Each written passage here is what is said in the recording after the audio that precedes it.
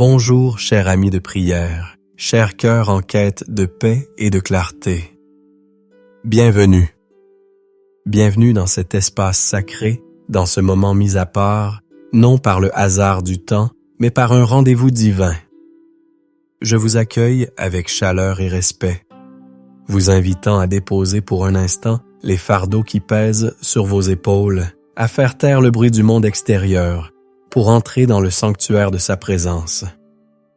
Ce matin, nous ne sommes pas simplement ici pour écouter une vidéo de plus. Nous sommes ici pour une rencontre, une audience royale avec le Créateur de l'univers, autour d'une promesse extraordinaire contenue dans le psaume 25 au verset 15. Une clé si simple et pourtant si puissante qu'elle a le pouvoir de transformer radicalement la trajectoire de votre journée, de votre semaine et même de votre vie.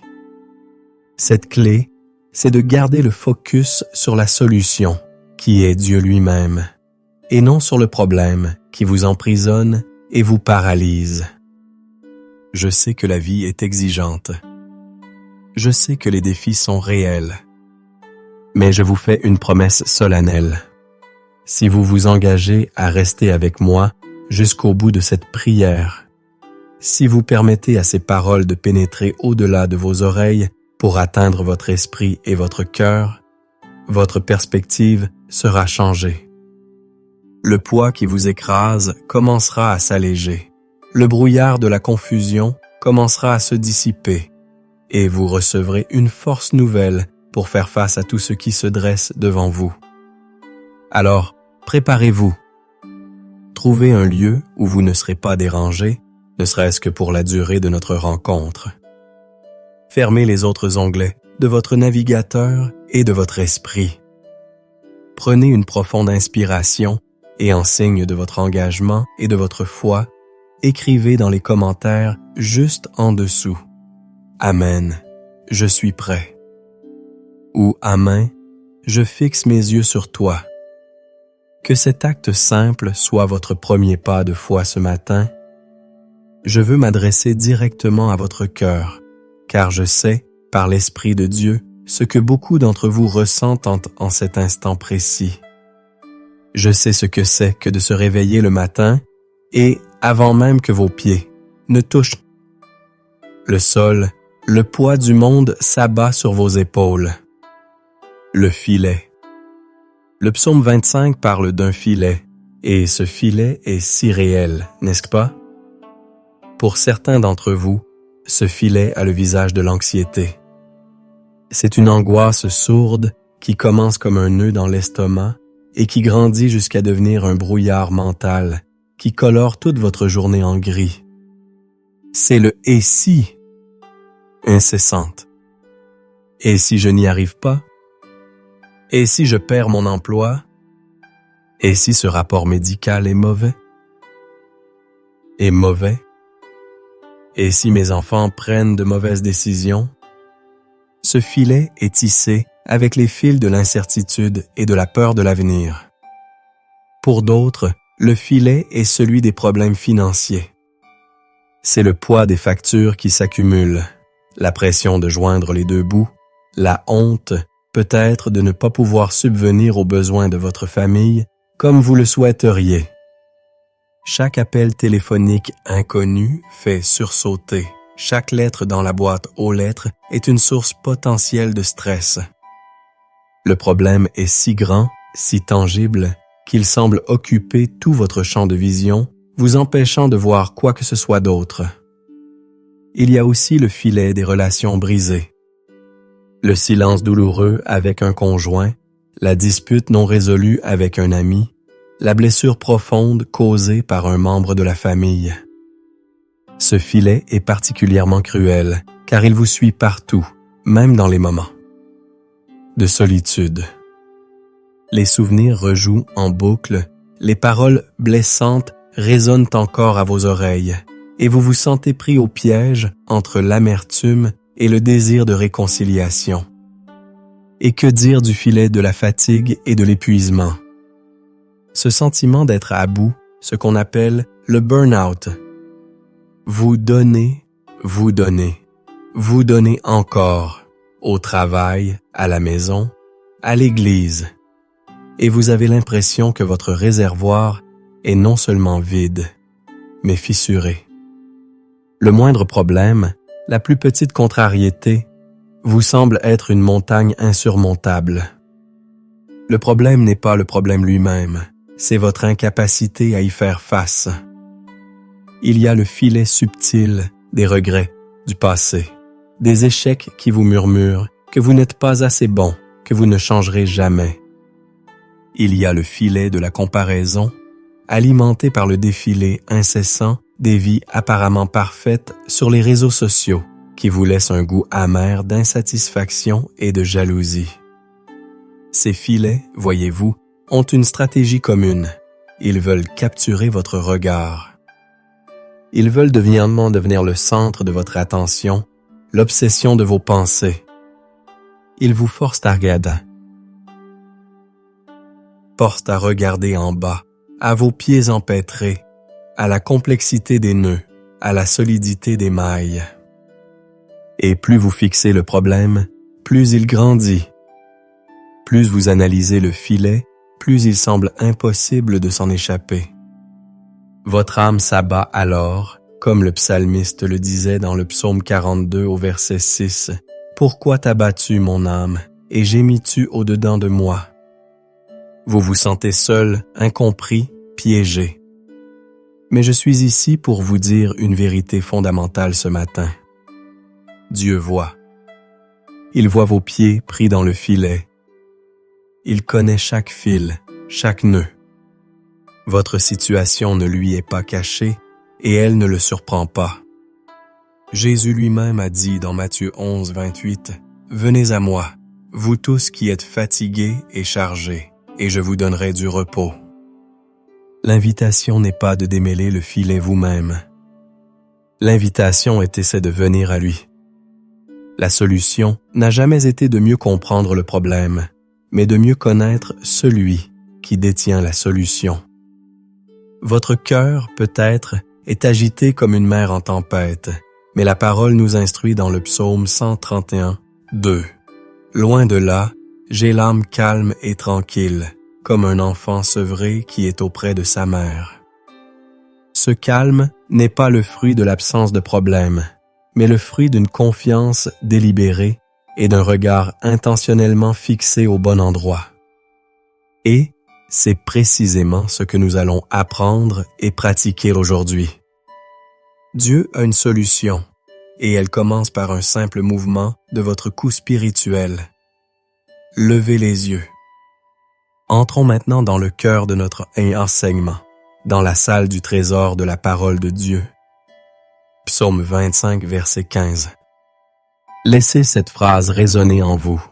Mes yeux sont constamment tournés vers l'Éternel, car c'est lui qui dégage mes pieds du filet.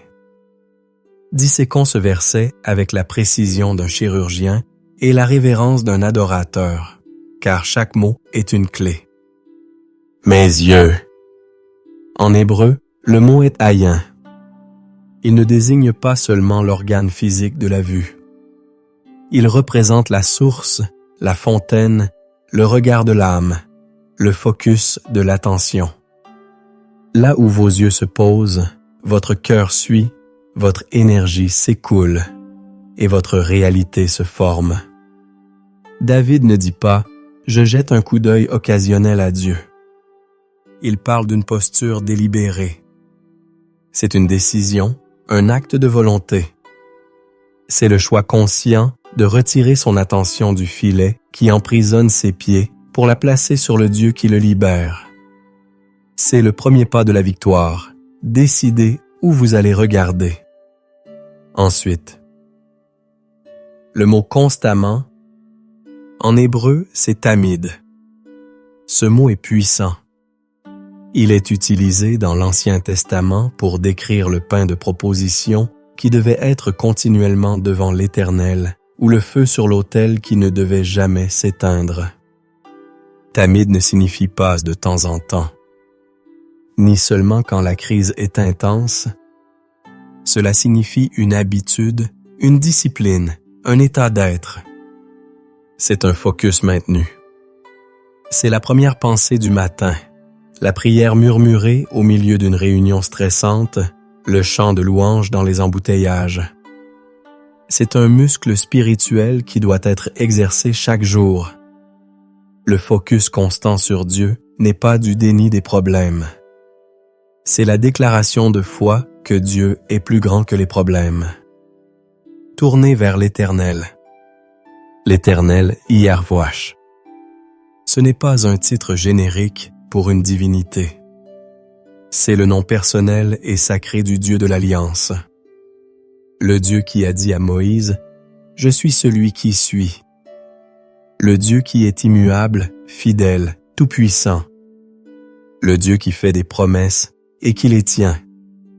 Fixer ses yeux sur YHVH, c'est se rappeler de son caractère. C'est se souvenir de ses actes passés. Quand vous regardez le filet, vous voyez votre faiblesse. Quand vous regardez YHVH, vous voyez sa force. Quand vous regardez le filet, vous voyez l'impossibilité. Quand vous regardez YHVH, vous vous souvenez que rien ne lui est impossible. Car c'est lui qui dégage mes pieds du filet. Remarquez la certitude dans la voix de David. Ce n'est pas « peut-être qu'il m'aidera », c'est une déclaration de fait. La libération n'est pas le résultat de mes efforts, de mon intelligence ou de ma force. La libération est la conséquence directe de mon regard fixé sur lui. Le verbe « dégage ». Yatsa en hébreu signifie faire sortir. Arracher. Extirper. C'est un verbe d'action divine. Pendant que je suis occupé à le regarder, lui est occupé à travailler sur mon problème. Il agit dans les coulisses. Il démêle les nœuds que je ne peux même pas voir. Il ouvre des portes que je pensais condamnées. Il fait ce que lui seul peut faire. L'histoire biblique est remplie d'exemples de ce principe. Pensez à David face à Goliath. Tout le monde, y compris le roi Saül, était focalisé sur le problème. Un géant de 3 mètres, une armure imposante, une lance terrifiante. Leurs yeux étaient sur le filet. Mais David a levé les yeux. Il n'a pas vu un géant trop grand pour être frappé. Il a vu un incirconcis qui défiait l'armée du Dieu vivant. Son focus n'était pas sur la taille du problème, mais sur la grandeur de son Dieu. Il a dit, « Tu marches contre moi avec l'épée, la lance et le javelot, et moi, je marche contre toi au nom de l'Éternel des armées. » En fixant ses yeux sur Dieu, Dieu a dégagé ses pieds du filet de la peur et lui a donné une victoire miraculeuse. Pensez à Josaphat dans 2 Chroniques chapitre 20. 3 armées massives s'avancent pour détruire Juda. Le filet est immense, la situation est humainement désespérée. Et que fait Josaphat? Il proclame un jeûne, rassemble le peuple et fait une prière qui est l'incarnation même du psaume 25, 15. Il termine sa prière en disant « Ô notre Dieu, nous ne savons que faire, mais nos yeux sont sur toi. » Il a admis son impuissance et a délibérément déplacé son focus du problème, les armées, vers la solution Dieu. Et quelle a été la réponse de Dieu? « Ne craignez point, car ce ne sera pas vous qui combattrez, ce sera Dieu. » Tandis qu'il le louait, Dieu a tendu une embuscade et les armées ennemies se sont détruites mutuellement. Ils ont gardé les yeux sur lui et il a dégagé leurs pieds du filet. L'exemple le plus poignant est peut-être celui de Pierre marchant sur l'eau dans Matthieu 14. Tant que ses yeux étaient fixés sur Jésus, la solution vivante, il faisait l'impossible. Il marchait sur le chaos, il défiait les lois de la nature. Mais la Bible dit qu'il vit que le vent était fort. Il a détourné son regard de Jésus pour se concentrer sur le problème. Le vent, les vagues, le danger. Et à l'instant même où il a changé son focus, il a commencé à couler. Le filet de la peur et du doute l'a saisi. Heureusement, même dans sa chute, il a su où crier. « Seigneur, sauve-moi » Jésus l'a immédiatement saisi. Aujourd'hui, votre vent, c'est peut-être le rapport de votre banquier.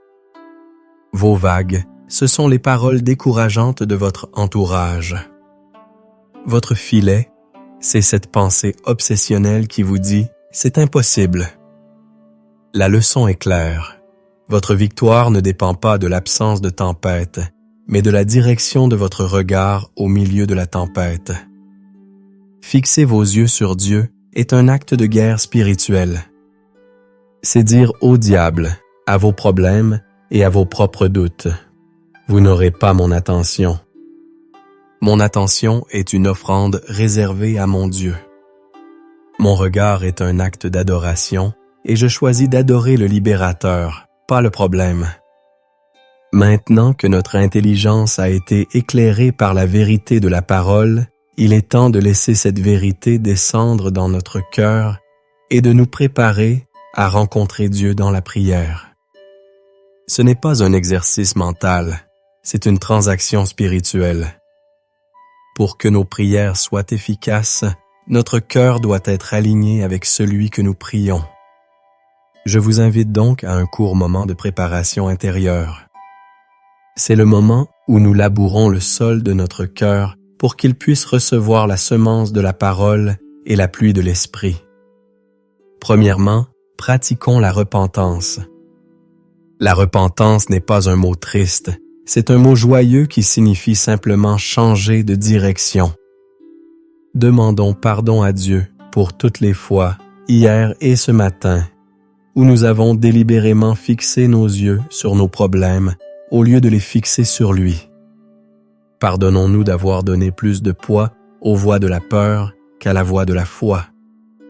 Confessons que nous avons souvent cherché des solutions humaines avant de nous tourner vers lui. Comme le dit 1 Jean 1,9, « Si nous confessons nos péchés, il est fidèle et juste pour nous les pardonner et pour nous purifier de toute iniquité. » Deuxièmement, pratiquons le pardon. Il est difficile de regarder Dieu avec un cœur plein d'amertume envers les autres. Le ressentiment est un filet que nous tendons pour les autres, mais dans lequel nous nous retrouvons piégés. Y a-t-il quelqu'un que vous devez libérer dans votre cœur aujourd'hui? Une offense que vous ruminez? Faites le choix de pardonner, non parce que l'autre le mérite, mais parce que vous méritez d'être libre. Matthieu 6,15 nous avertit, « Mais si vous ne pardonnez pas aux hommes, votre Père ne vous pardonnera pas non plus vos offenses. » Libérez-les et libérez-vous. Enfin, pratiquons la consécration. Présentez votre cœur à Dieu comme un autel. Offrez-lui votre attention, vos pensées, vos émotions. Dites-lui, « Seigneur, pour les prochaines minutes, je suis entièrement à toi. Fais taire en moi toute distraction. Parle, ton serviteur écoute. » C'est l'essence de la prière fervente et efficace dont parle Jacques 5,16. Préparez-vous maintenant. Fermez les yeux si vous le pouvez. Respirez profondément.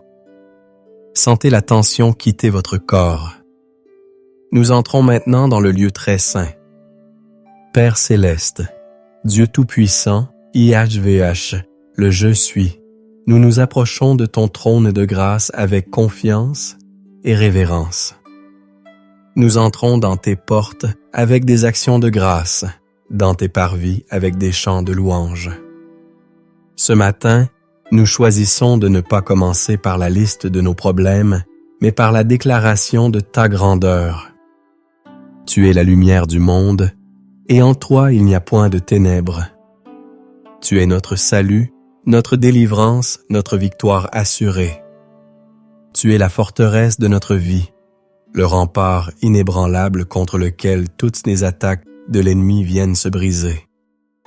Tu es El Elyon, le Dieu très haut qui règne au-dessus de toutes circonstances. Tu es El Shaddai, le Dieu Tout-Puissant pour qui rien n'est impossible. Tu es Jéhovah Jireh, le Dieu qui pourvoit. Tu es Jéhovah Rapha, le Dieu qui guérit. Tu es Jéhovah Nissi, notre bannière et notre victoire. Nous exaltons ton nom, ô Éternel, car ton nom est une tour forte où le juste se réfugie et se trouve en sécurité. Nous te louons parce que tu es le même hier, aujourd'hui et éternellement. La fidélité qui a sorti Daniel de la fosse aux lions et les 3 jeunes gens de la fournaise ardente est la même fidélité qui agit dans nos vies aujourd'hui. Nous te bénissons, Seigneur, pour qui tu es. Seigneur Jésus, nous venons maintenant à tes pieds et nous confessons humblement nos fautes. Pardonne-nous, Seigneur, pour notre regard inconstant. Pardonne-nous pour les heures passées à contempler nos filets, à analyser chaque nœud, à nous lamenter sur notre condition alors que tu nous attendais, les bras ouverts. Pardonne-nous d'avoir magnifié nos problèmes et minimisé ta puissance. Pardonne-nous d'avoir écouté les mensonges de l'ennemi qui nous disait que nous étions piégés pour de bon. Nous confessons notre anxiété, notre doute, notre peur. Nous déposons à tes pieds le filet des soucis financiers, le filet des conflits relationnels, le filet de la maladie, le filet de l'épuisement, le filet des regrets. Nous te les abandonnons maintenant. Nous choisissons de ne plus les porter. Nous les remettons entre tes mains souveraines, car nous savons que tu prends soin de nous. Lave-nous, purifie-nous par ton sang précieux, et rends-nous capables de nous tenir devant toi avec un cœur pur et un esprit bien disposé. Et maintenant, Père, sur la base de ta parole infaillible, nous commençons à proclamer. Nous ne prions plus depuis le problème, nous prions depuis la solution, qui est en Christ. En accord avec le psaume 25:15, je déclare ce matin: mes yeux sont constamment tournés vers toi, ô Éternel. Je fais le choix délibéré de fixer mon attention, ma méditation et mon affection sur toi et sur toi seul. Je crois et je déclare que c'est toi qui dégages mes pieds du filet. Ma libération ne dépend pas de mes capacités, mais de ta fidélité. Je déclare comme David: l'Éternel est ma lumière et mon salut. De qui aurais-je crainte? L'Éternel, le soutien de ma vie. De qui aurais-je peur? Quand des méchants s'avancent contre moi pour dévorer ma chair, ce sont eux, mes persécuteurs et mes ennemis, qui chancellent et qui tombent. Si une armée se campait contre moi, mon cœur n'aurait aucune crainte. Si une guerre s'élevait contre moi, je serais malgré cela plein de confiance. Car tu me protégeras dans ton tabernacle au jour du malheur, tu me cacheras sous l'abri de ta tente. J'entends ta voix me dire: cherchez ma face. Et mon cœur te répond: je cherche ta face, ô Éternel. Je crois que je verrai la bonté de l'Éternel sur la terre des vivants. C'est pourquoi je m'attends à l'Éternel. Mon âme, fortifie-toi et que ton cœur s'affermisse. Espère en l'Éternel. Au nom puissant de Jésus-Christ, nous entrons maintenant en guerre spirituelle contre les stratégies de l'ennemi. Nous prenons l'autorité que tu nous as donnée. Tout filet de distraction, de confusion, de mensonges tendus contre ma vie, contre ma famille, contre mes finances, contre ma destinée, je le dénonce et je le brise maintenant au nom de Jésus. Je prends le bouclier de la foi, selon Éphésiens 6:16, pour éteindre tous les traits enflammés du malin, ses pensées de peur, de doute et d'anxiété. Toute arme forgée contre moi est nulle et sans effet, selon Ésaïe 54:17. Je renverse les raisonnements et toute hauteur qui s'élève contre la connaissance de Dieu, et j'amène toute pensée captive à l'obéissance de Christ, selon 2 Corinthiens 10:5. Je refuse de donner mon attention au rapport de l'ennemi. Je choisis de croire au rapport du Seigneur. Je brise tout accord que j'ai pu faire consciemment ou inconsciemment avec un esprit de peur, d'inquiétude ou de victimisation.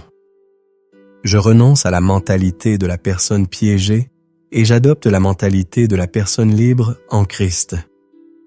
Je déclare que je ne suis pas piégé. Je suis positionné pour un miracle. Je ne suis pas entouré par le problème. Je suis entouré par la faveur de Dieu comme par un bouclier. Et maintenant, Saint-Esprit, nous te demandons de venir remplir chaque espace que nous avons nettoyé et libéré. Viens remplir nos esprits avec tes pensées de paix, d'amour et de clarté. Remplis nos cœurs de ta joie inexprimable et de ta paix qui surpasse toute intelligence. Là où il y avait de l'anxiété, déverse ton calme souverain. Là où il y avait de la confusion, apporte ta lumière et ta sagesse divine. Restaure notre âme. Ranime notre espérance. Renouvelle nos forces comme celles de l'aigle. Nous ne demandons pas seulement la libération du filet, Seigneur, nous demandons une infusion de ta vie divine. Fais de nous non seulement des rescapés, mais des conquérants. Fais de nous des porteurs de ta présence, afin que partout où nous irons aujourd'hui, nous puissions apporter l'atmosphère du ciel. Nous recevons maintenant ton esprit. Nous buvons profondément à la source de vie. Merci, Père. Et maintenant, dans cette atmosphère de sa présence, je vous invite au silence. Ne vous précipitez pas pour sortir de ce moment. La prière est un dialogue. Nous avons parlé. Il est maintenant temps d'écouter. Prenez une profonde inspiration et en expirant, relâchez tout effort. Soyez simplement là, dans le calme. Attentif. L'Éternel n'est pas toujours dans le vent fort ou le tremblement de terre. Il est souvent dans le murmure doux et léger. Qu'est-ce que le Père murmure à votre esprit en ce moment? Quelle parole de réconfort! Quelle instruction! Quelle image! Ne forcez rien. Accueillez simplement ce qui vient. Mes brebis entendent ma voix et elles me suivent. Écoutez. Il parle à votre cœur en ce moment même. Il vous confirme son amour, sa présence et sa promesse de vous délivrer. Restez là. Recevez. Et maintenant, dans l'autorité du nom de Jésus-Christ, en tant que serviteur de l'Évangile, je voudrais libérer sur vous une parole prophétique et une bénédiction. Recevez-la par la foi, non comme la parole d'un homme, mais comme une parole venant du cœur de Dieu pour vous, aujourd'hui. Pour votre vie spirituelle, je déclare que vos oreilles sont ouvertes pour entendre la voix du bon berger, et la voix de l'étranger, vous ne la suivrez point. Vous discernez sa direction avec clarté et vous marchez dans l'obéissance avec joie.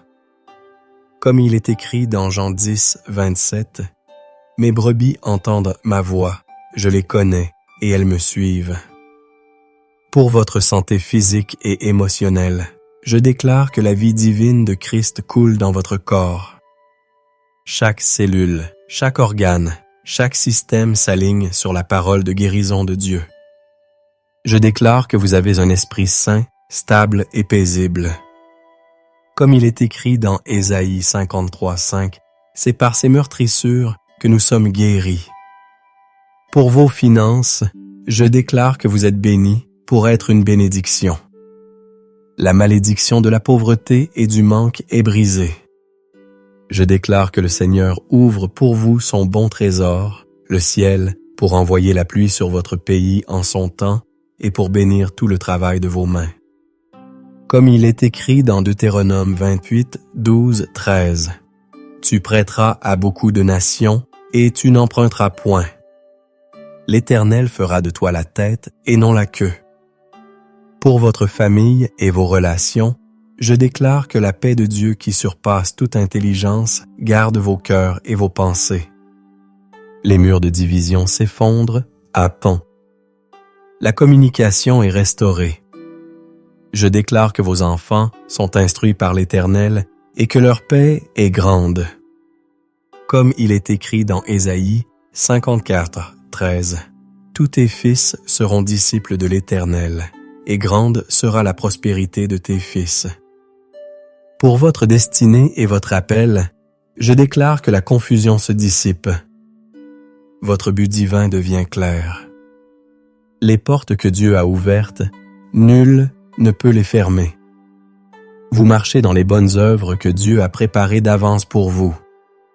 Comme il est écrit dans Éphésiens 2:10, car nous sommes son ouvrage, ayant été créés en Jésus-Christ pour de bonnes œuvres que Dieu a préparées d'avance afin que nous les pratiquions. Pour votre protection quotidienne, je déclare qu'aucun mal ne vous arrivera, qu'aucun fléau n'approchera de votre tente. Les anges de Dieu campent autour de vous et vous gardent dans toutes vos voies. Comme il est écrit dans le psaume 121:8, « L'Éternel gardera ton départ et ton arrivée, dès maintenant et à jamais. » Pour votre joie et votre paix, je déclare que le Dieu d'espérance vous remplit de toute joie et de toute paix dans la foi, pour que vous abondiez en espérance par la puissance du Saint-Esprit, comme le dit Romains 15:13. Et maintenant, recevez la bénédiction aaronique. Que l'Éternel vous bénisse et qu'il vous garde. Que l'Éternel fasse luire sa face sur vous et qu'il vous accorde sa grâce. Que l'Éternel tourne sa face vers vous et qu'il vous donne la paix. Au nom du Père, du Fils et du Saint-Esprit. Amen.